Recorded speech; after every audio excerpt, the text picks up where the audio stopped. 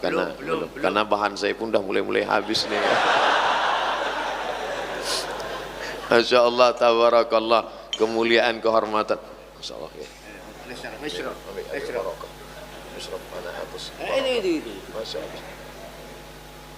Masya Allah. Masya Allah, tabarakallah. Barakallah fikum. Masya Allah. Bismillahirrahmanirrahim.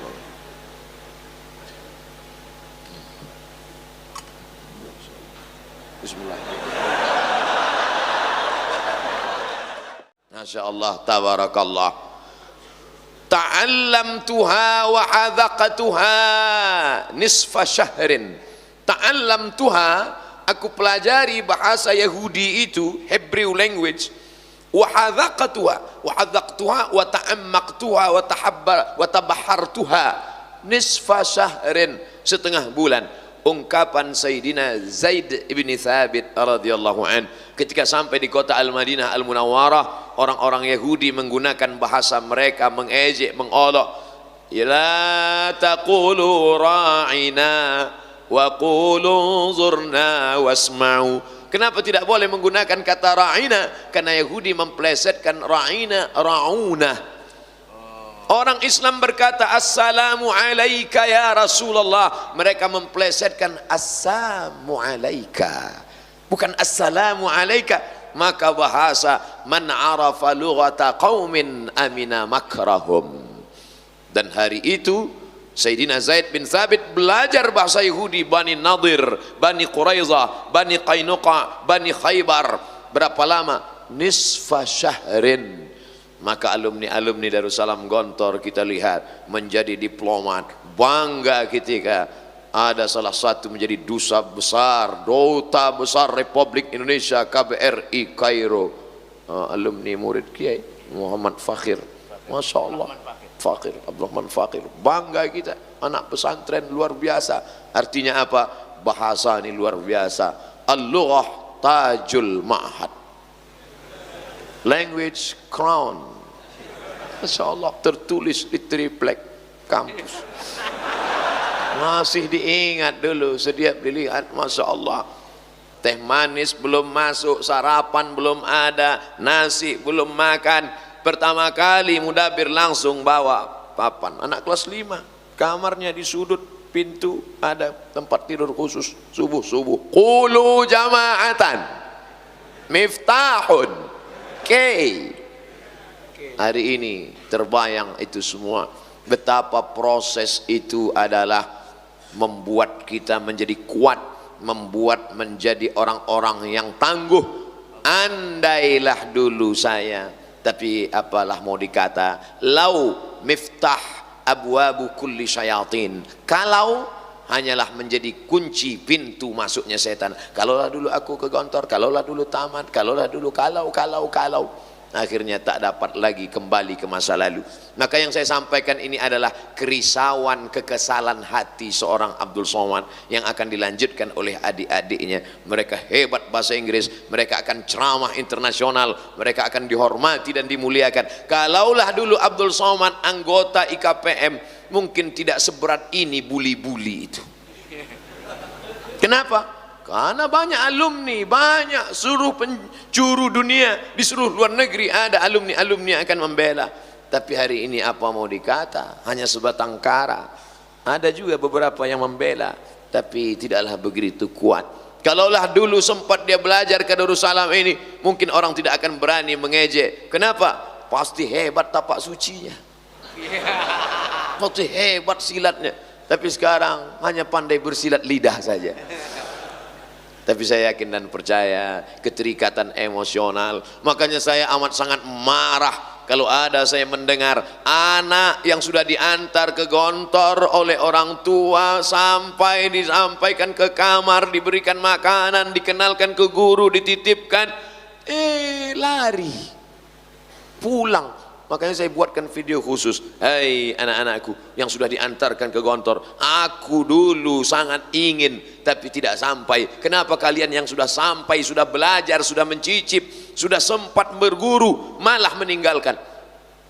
Rupanya video itu di-share di grup IKPM, viral juga akhirnya.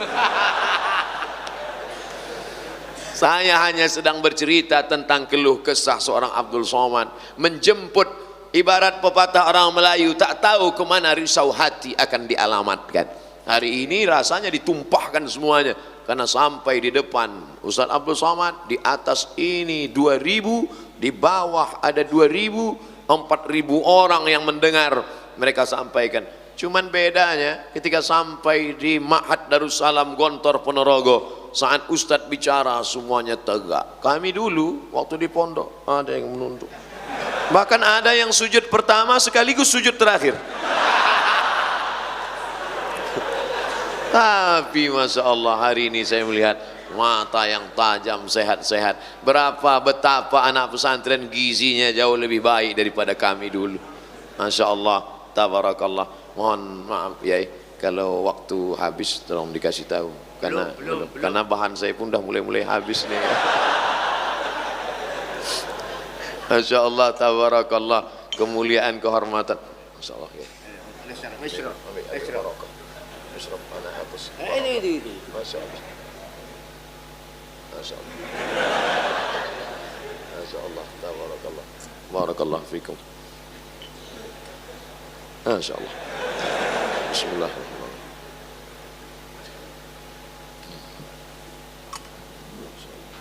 Bismillahirrahmanirrahim.